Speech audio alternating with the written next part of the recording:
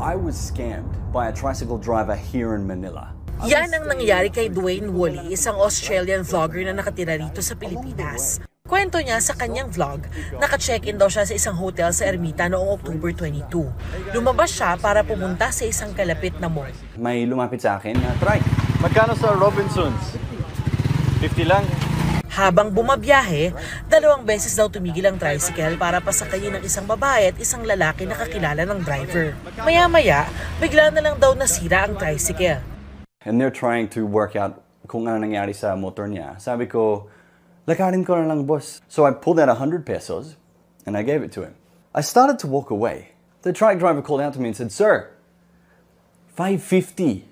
I turned around and said, "Ano?" He said, 550. I was like, 550 pesos? Sabi niya, opo sir, opo sir. Pinanindigan niyang 50 pesos lang ang sabi sa kanya ng tricycle driver bago siya sumakay. Pero, nagtulong-tulong na raw ang 3 magkakaibigan sa pagsasabing 550 pesos talaga ang pamasahe. Lumapit daw siya sa guard ng kalapit na drugstore para humingi ng tulong. Maging ang guard daw, sinabing masyadong mahal ang singil nilang 550 pesos. Pero, sinundan pa rin daw siya ng tricycle driver at kasama niyang babae. Hanggang pumayag na lang siyang dagdagan ang bayad. Magkano? 200 na lang. 200 na lang. 200 na. Kasi sabi ng mga guard, 50 pesos lang talaga. Sabi mo 50 pesos pag abot ko, 50. Oo. 200. 200. Yung 300 abot na yan sa Ortigas. 200, ha? 200. Ito. Sa huli, nagkasundo sila sa 250 pesos. Sabi ni Dwayne, hindi na raw niya nagawang mag-report sa pulis dahil akala niya ay may karapatang magpresyo ang tricycle drivers ng kung magkano nila gusto. Matapos ang mahigit 1 buwan, inaresto ng otoridad ang tricycle driver na umano'y ng scam kay Dwayne. Kinilala siyang si Joselito Ortiz. Nakita po nila yung suspect natin, si Joselito Ortiz. Habang naka-red light po siya, ito pong si Joselito Ortiz, tumawid po. Pinara po siya nung traffic enforcer. Then, hinanapan po siya ng lisensya and rehistro po nung ginagamit niyang tricycle.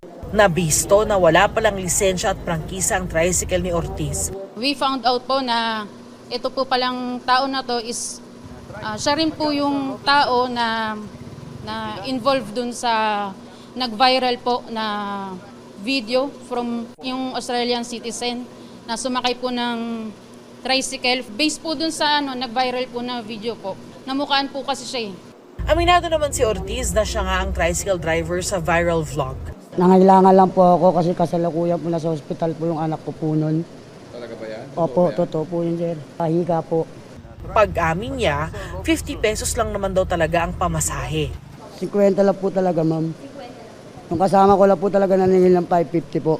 Humihingi po ako ng suspensya po sa nagawa ko sa kanya. Sana po mapatawad niya po ako. Aminado rin siyang walang driver's license at kolorum ang pinapasadang tricycle. Yun nga lang, hindi siya masasampahan ng kaso sa umunoy pang sa scam dahil walang opisyal na complaint. Medyo conflicted po ako dun kasi kahit na-scam ako, parang naawa ako sa kanya. The next time I go to Manila will be December. So, puntahan ko yung police na nag-message sa akin sa SMART. And then, siguro doon na lang ako mag-usap and decide kung anong gagawin ko. Ito ang unang balita sa Maynila. Darlene Kai para sa GMA Integrated News.